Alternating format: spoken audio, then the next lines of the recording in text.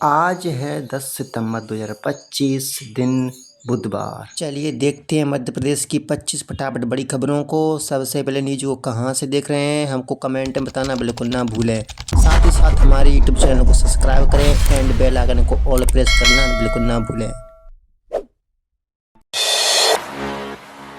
MP cabinet की सौगात, बहनों को पारदर्शी लाभ। मध्य प्रदेश की मोहन कैबिनेट बैठक में कई अहम फैसलों को मंजूरी मिली है। अब राज्य में पुराने BS1 और BS2 वाहनों को स्क्रैप कराने पर RTO टैक्स में 50% की छूट दी जाएगी और स्क्रैप करने वाली संस्थाओं को इंडस्ट्री का दर्जा मिलेगा। कैबिनेट ने यह भी तय किया है कि नगरीय निकायों के अध्यक्ष का चुनाव अप्रत्यक्ष प्रणाली से होगा, यानी जनता सीधे अध्यक्ष चुनेगी। इसके साथ ही लाडली बहना योजना की निगरानी के लिए डिजिटल सेल बनाने की मंजूरी दी गई ताकि पारदर्शी तरीके से लाभ मिल सके। सीएम डॉक्टर यादव बोले, पंचायती सामाजिक आर्थिक जीवन स्तर के उन्नयन का प्रभावी माध्यम। मुख्यमंत्री डॉक्टर मोहन यादव ने मंगलवार को मंत्रालय में पंचायत और ग्रामीण विकास विभाग की समीक्षा बैठक की। इस अवसर पर उन्होंने कहा कि पंचायतें ग्रामीण अंचलों में सामाजिक आर्थिक जीवन स्तर के उन्नयन का प्रभावी माध्यम है।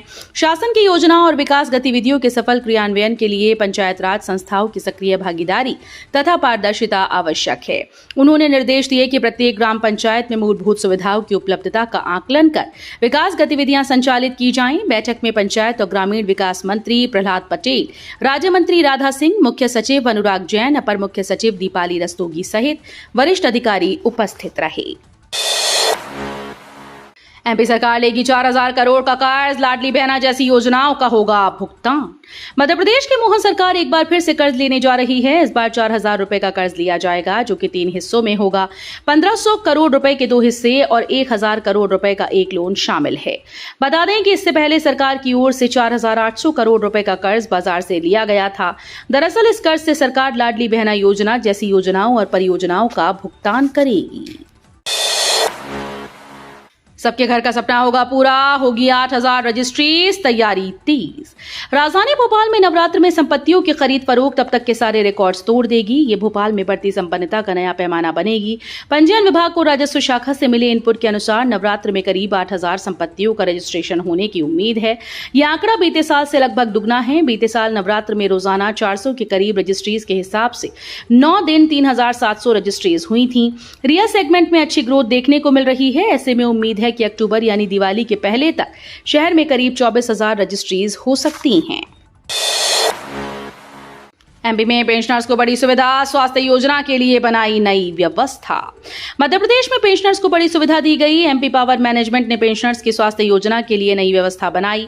इसके अंतर्गत अंशदायी कैशलेस स्वास्थ्य योजना के विकल्प फॉर्म वेतन व पेंशन कार्यालय में जमा किए जाएंगे। मध्य प्रदेश पावर अंशदायी कैशलेस स्वास्थ्य योजना में शामिल होने के इच्छुक एमपी पावर मैनेजमेंट की सभी पेंशनर्स व परिवार पेंशन के लिए उनके विकल्प फॉर्म जमा कराने के लिए ये व्यवस्था की गई। मनमर्जी से नहीं कर सकेंगे ब्लड डोनेट, मध्य प्रदेश सरकार रखेगी पैनी नजर। अगर आप दूसरों की मदद के लिए साल में कई बार ब्लड डोनेट करते हैं तो जल्द ही ब्लड डोनेट करने से पहले आपको अपना रजिस्ट्रेशन करना होगा। मध्य प्रदेश में सभी ब्लड डोनर का रिकॉर्ड तैयार किए जाने की तैयारी की जा रही है। इसके लिए जल्द ही सेंट्रल रजिस्ट्रेशन की प्रक्रिया शुरू होने जा रही है। इसमें ब्लड डोनेट करने वालों का पूरा रिकॉर्ड, जैसे उनका नाम, पता, ब्लड का प्रकार और कितनी बार ब्लड डोनेट किया गया, इसकी पूरी जानकारी रिकॉर्ड में दर्ज की जाएगी। रजिस्ट्रेशन प्रक्रिया पूरी होने के बाद ब्लड डोनर तभी ब्लड डोनेट कर पाएगा जब उसका वेरिफिकेशन हो जाएगा। मध्य प्रदेश में इसी महीने शुरू होगी पुलिस आरक्षक उप निरीक्षक भर्ती प्रक्रिया। प्रदेश में पुलिस आरक्षक और उप निरीक्षक के पदों पर भर्ती की तैयारी कर रही युवाओं के लिए अच्छी खबर है। पुलिस आरक्षकों की 7500 और उप निरीक्षकों के 500 पदों पर भर्ती की प्रक्रिया इस माह से प्रारंभ होने जा रही है। कर्मचारी चयन मंडल ने इसकी तैयारी लगभग पूर्ण कर ली। 1 सप्ताह में विज्ञापन जारी करने की योजना है। ESP की यह भी तैयारी है कि लिखित परीक्षा इसी वर्ष करवा ली जाए। बता दें कि 6 माह से भर्ती प्रक्रिया रोजगार कार्यालय में जीवित पंजीयन को लेकर निर्णय न होने के कारण उलझी हुई थी। 183 करोड़ रुपए की धोखाधड़ी मामले में सीबीआई ने इंदौर की कंपनी के MD को दबोचा। मध्य प्रदेश में हुई करीब 183 करोड़ रुपए की धोखाधड़ी के सिलसिले में सीबीआई ने इंदौर स्थित तीर्थ गोपीकांड के प्रबंध निदेशक और एक अन्य शख्स को गिरफ्तार किया है।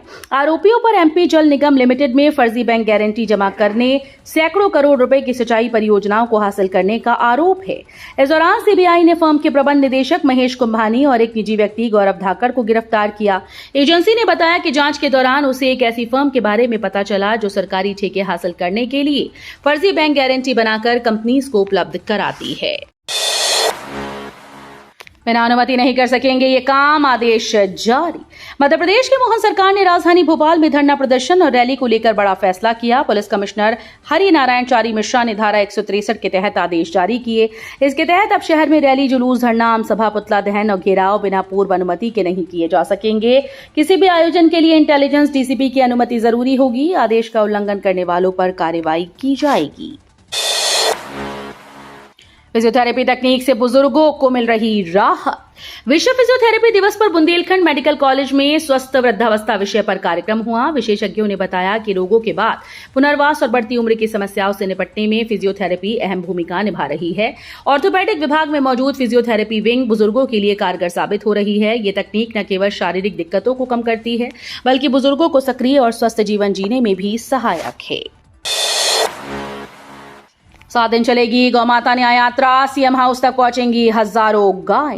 भोपाल में महामंडलेश्वर कंप्यूटर बाबा ने गौमाता न्याय यात्रा की घोषणा की है। ये यात्रा 7 से 14 अक्टूबर तक चलेगी, जिसमें साधु संत, किसान और गौ सेवक शामिल होंगे। बाबा ने कहा कि प्रदेश की हजारों गाय सीएम हाउस तक पहुंचेंगी और ज्ञापन सौंपकर गौमाता को राज्य माता का दर्जा देने की मांग करेंगी।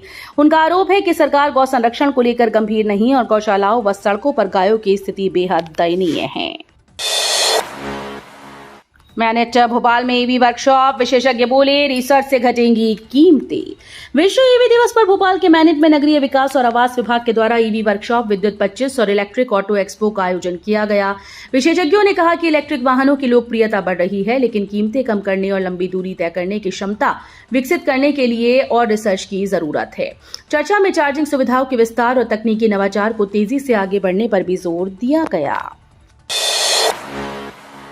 नमो युवा रन 8 शहरों में होगी आयोजित। युवाओं को मिलेगा नशा मुक्त भारत का संदेश।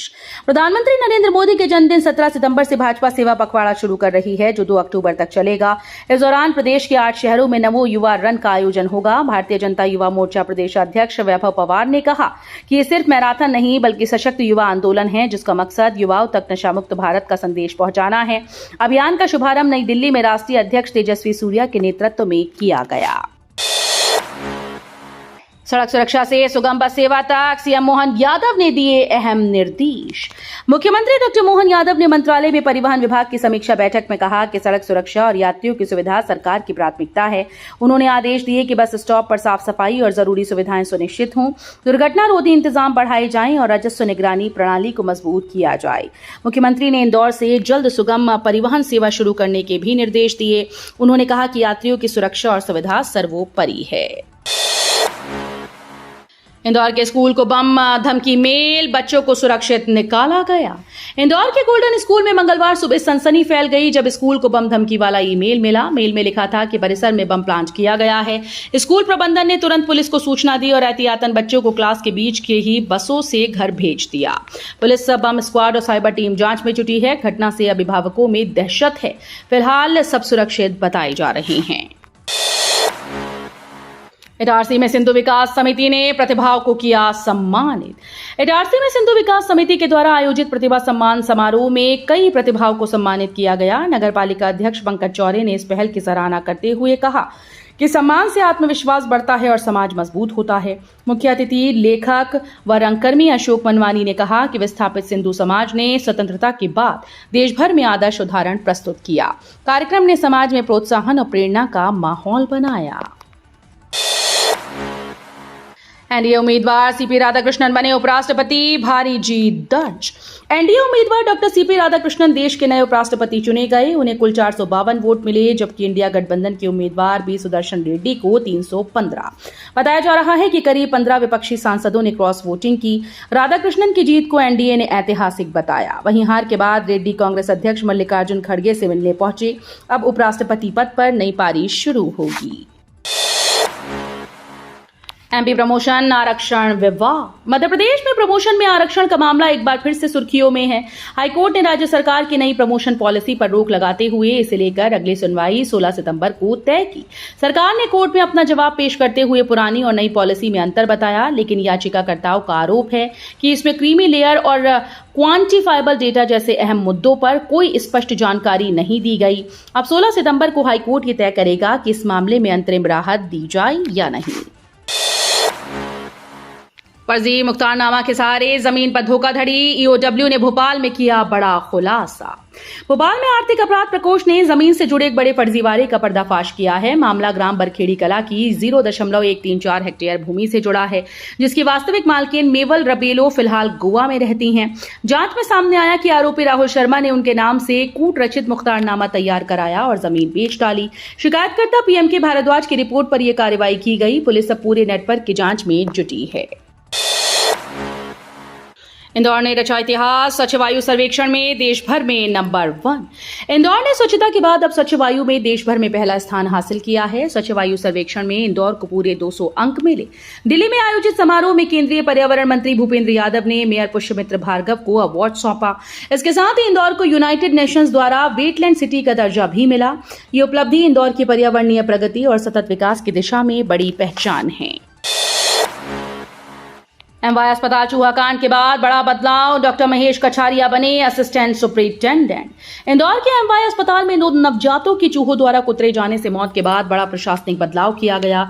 बढ़ते विरोध और आलोचनाओं के बीच डॉक्टर महेश कछारिया को नया असिस्टेंट सुपरिंटेंडेंट नियुक्त किया गया। उन्हें अनुभवी और सक्षम डॉक्टर माना जाता है। कांग्रेस और जेएस ने इस घटना पर कड़ी प्रतिक्रिया देते हुए अस्पताल प्रबंधन पर कार्रवाई की मांग की थी। अब प्रशासन ने जवाबदेही तय करते हुए ये कदम उठाया।